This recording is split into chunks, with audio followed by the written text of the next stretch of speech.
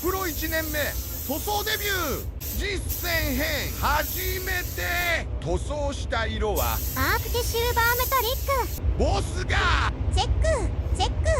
再び丁寧に吹きかけてはボスフェンダーの裏までチェックチェック。またまた丁寧に吹きかけて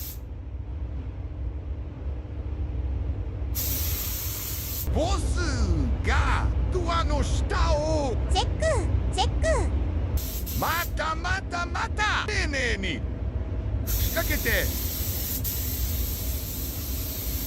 ボスが最終チェックチェック。